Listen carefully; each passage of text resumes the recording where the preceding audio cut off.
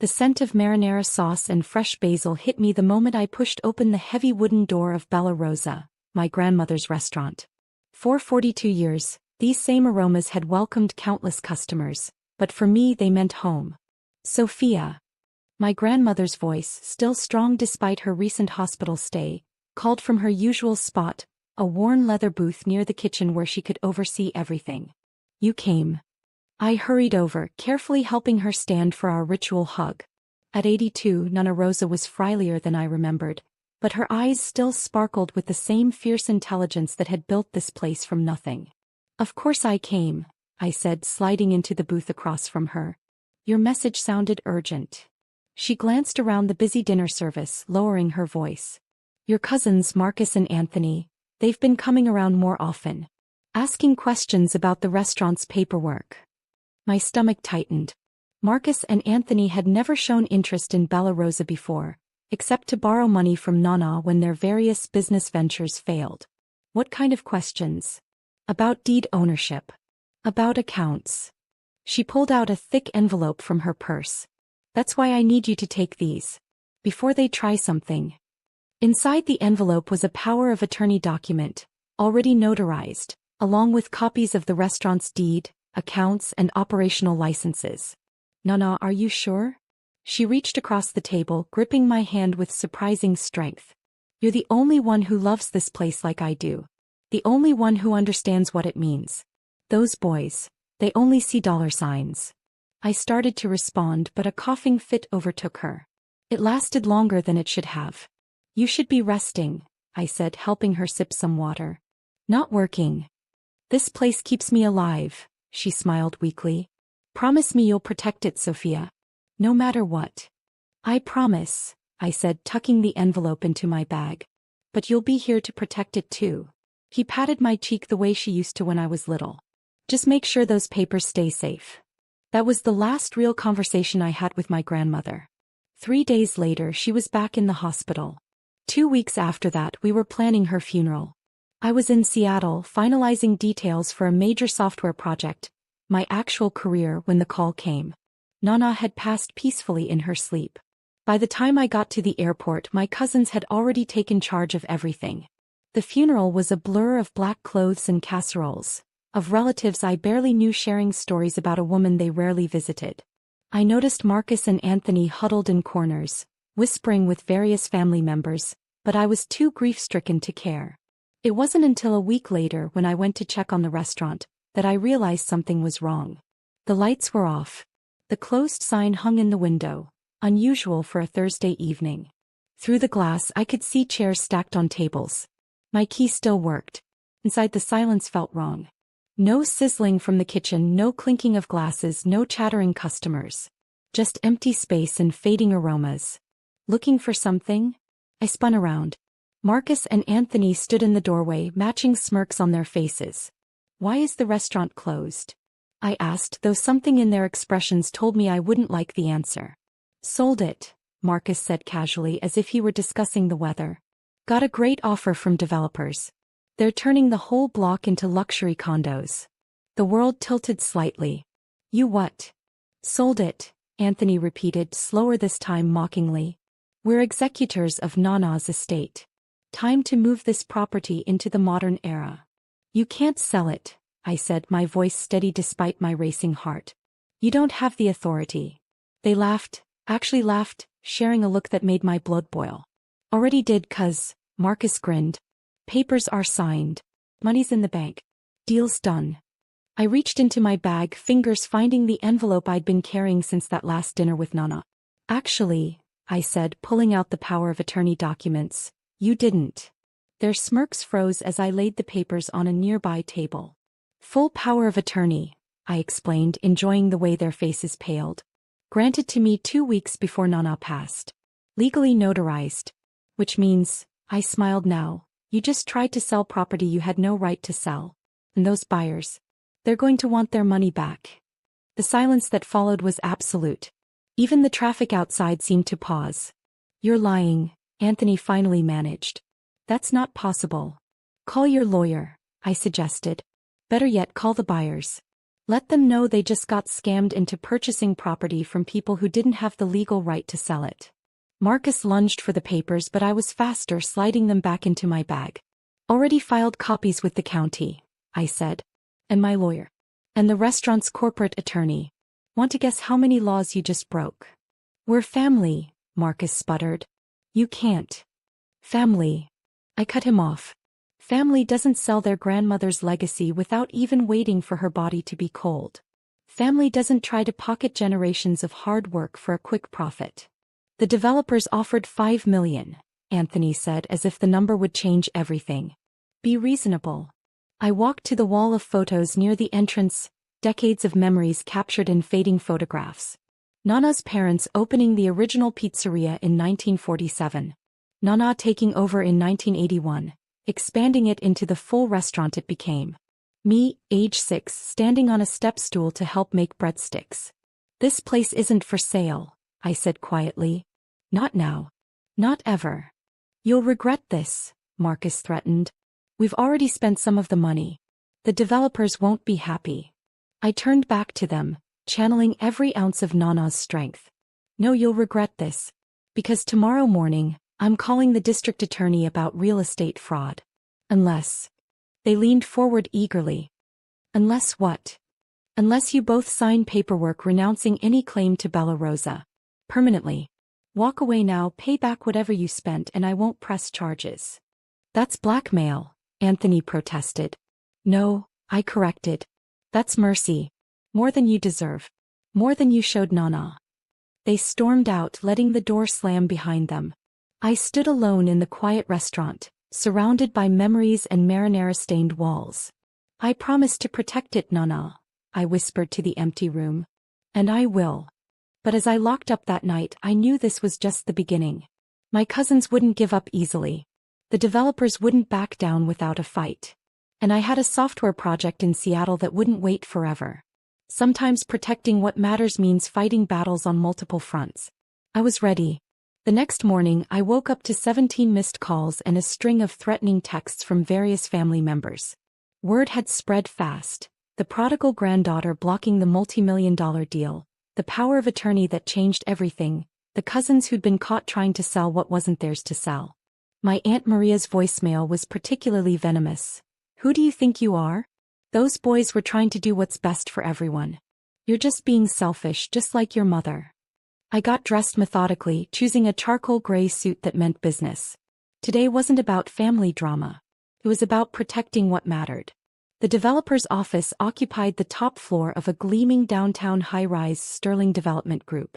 Very different from Bella Rosa's worn brick exterior and fading awning. Ms. Russo, Bradley Sterling himself greeted me, all expensive suit and practice charm. I was hoping we could discuss this unfortunate situation.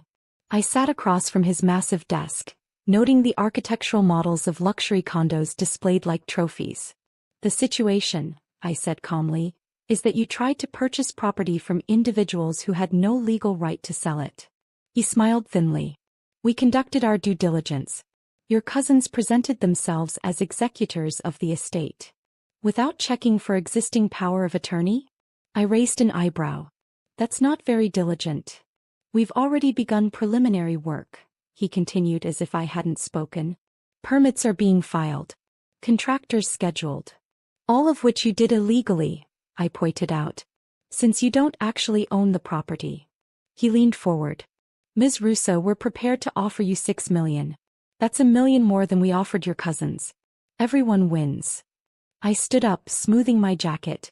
Mr. Sterling, this meeting was a courtesy. The restaurant isn't for sale. Any permits you've filed are being challenged by my lawyers as we speak. I suggest you begin the process of unwinding whatever arrangements you've made. You're making a mistake, he called as I reached the door. That building is past its prime. The whole neighborhood is changing. You can't stop progress. I turned back. My grandmother turned that restaurant into an institution while your father was still learning to spell development. Progress doesn't always mean destroying history. Back at Bella Rosa, I found Marcus and Anthony waiting with their lawyer, a nervous-looking man clutching a briefcase. We're contesting the power of attorney, Marcus announced as I unlocked the door. Nana wasn't in her right mind. She was sick.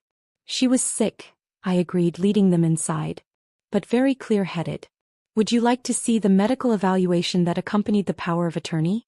Or the video recording of her explaining her decision? Their lawyer shifted uncomfortably. Video recording? I nodded, pulling out my laptop. Nana was old school about many things, but she understood modern legal requirements. Shall we watch? The video played clearly, Nana in her booth, lucid and firm, explaining exactly why she was granting me power of attorney. Sophia understands that Bella Rosa isn't just a business. It's our heritage, our family's heart. The others, they'd sell that heart for quick cash. Marcus slammed the laptop shut. This is bull. Language, I cut him off. We're still in Nana's restaurant. Their lawyer cleared his throat. Ms. Russo, my clients have already spent significant portions of the developer's initial payment. If this sale doesn't go through. That sounds like a them problem, I replied. Not a me problem. We'll go public, Anthony threatened. Tell everyone how you manipulated a sick old woman. Go ahead, I challenged. Explain how you tried to sell her life's work without proper authority. I'm sure the local news would love that story.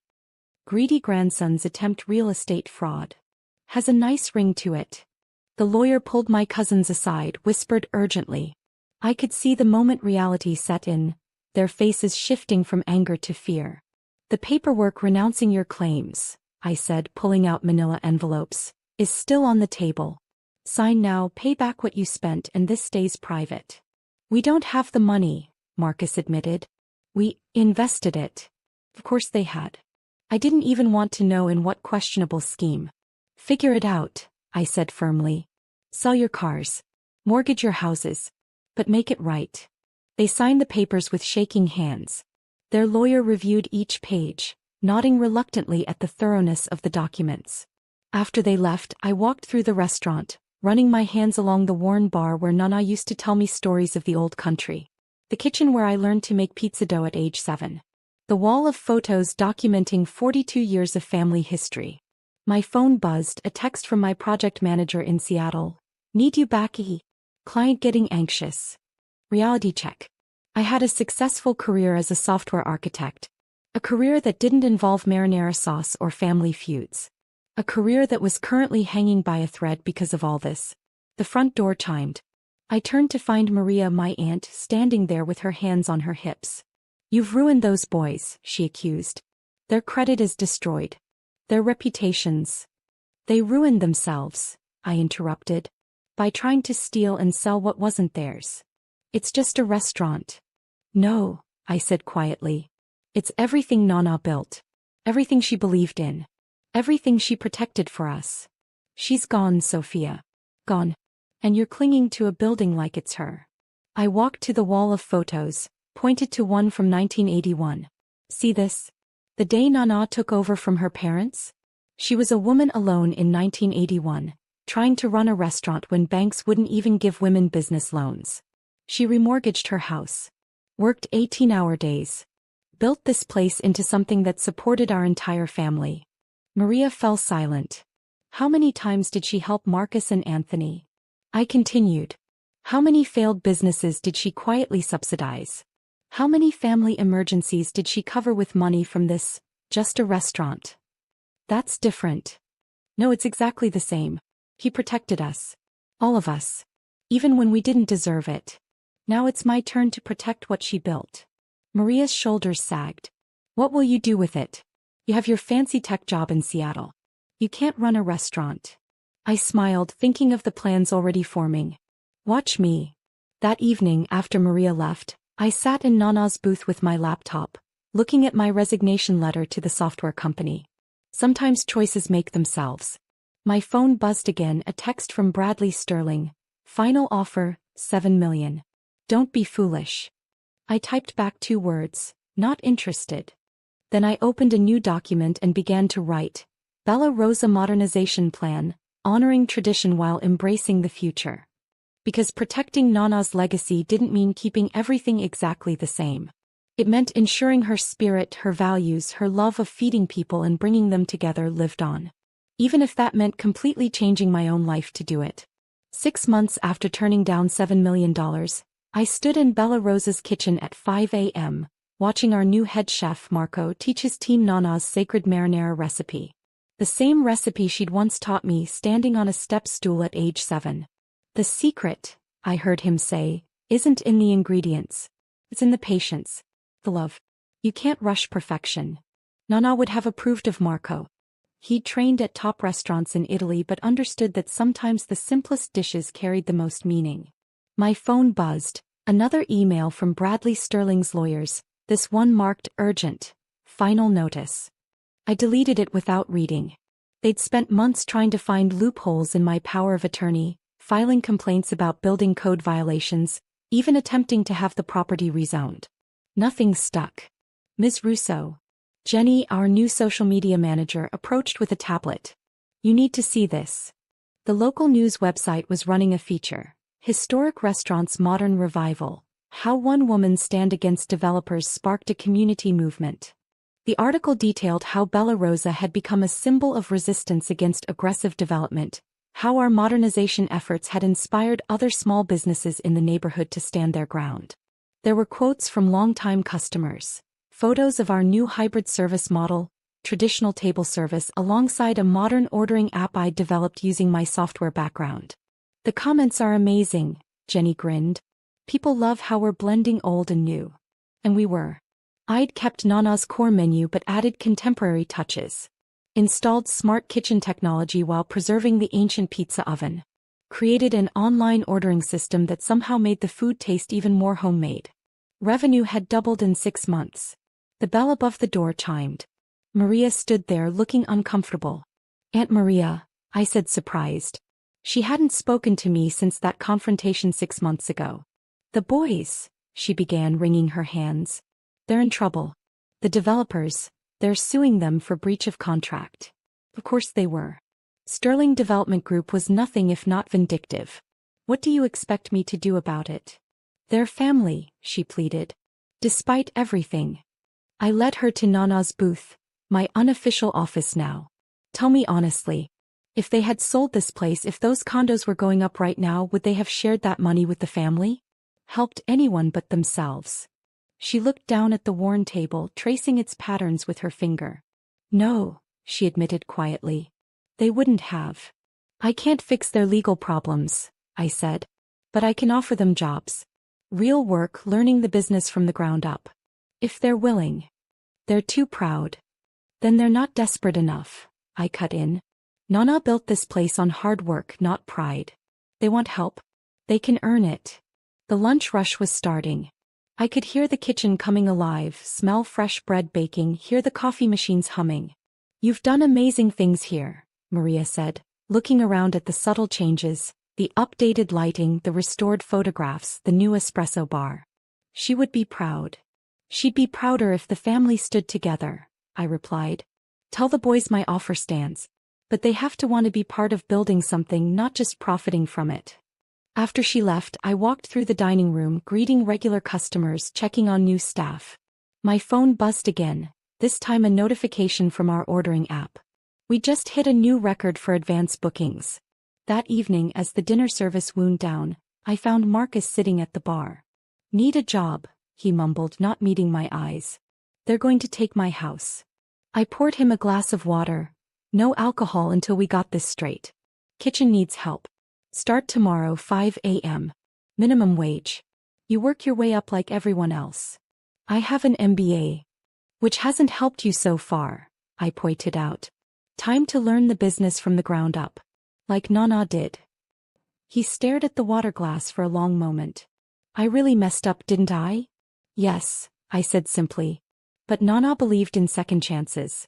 One condition though, you apologize to her. I led him to her photo on the wall. He stood there, tears finally breaking through his pride. 2 weeks later, Anthony joined too. I put them both through every station, dishes, prep, serving, cleaning. No shortcuts. No special treatment. Just honest work and gradual understanding of what made Bella Rosa special. 1 year to the day after I'd stopped them from selling, we held a special dinner. The whole family came, even the ones who'd initially sided with the developers. The restaurant was packed, buzzing with energy and aromatic with classic dishes. I stood at the front, surrounded by old photos and new memories, and raised a glass. A year ago, some thought this place was just old bricks and outdated dreams. They saw the land value but missed the real value, the legacy of a woman who believed in feeding both bodies and souls. Who taught us that success isn't about quick profits, but about building something that lasts.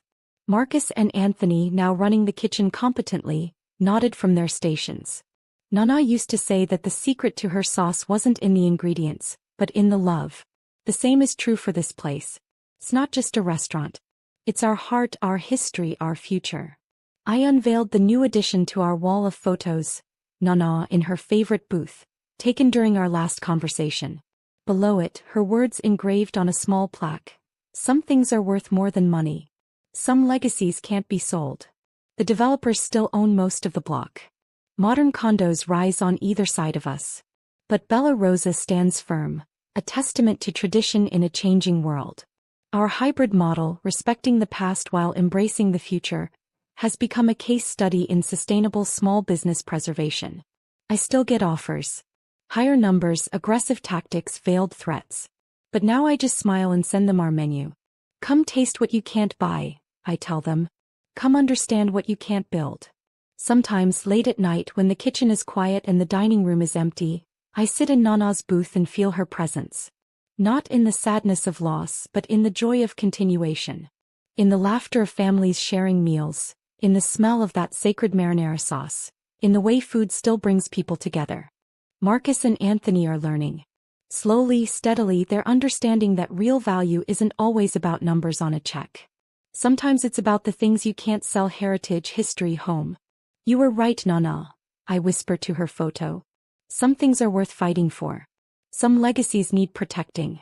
And sometimes the best revenge isn't in winning, but in preserving what matters most. The restaurant's neon sign glows warmly in the night, a beacon of resistance against the sleek modern buildings surrounding us. But we're not just surviving, we're thriving. Because in a world of constant change, people still hunger for authenticity. For tradition. For places that feel like home. Bella Rosa isn't just a restaurant anymore. It's proof that standing your ground doesn't mean standing still. That honoring the past doesn't mean fearing the future. That sometimes the most valuable things in life can't be measured in millions. They can only be measured in memories, in marinara sauce, and in the courage to protect what matters most.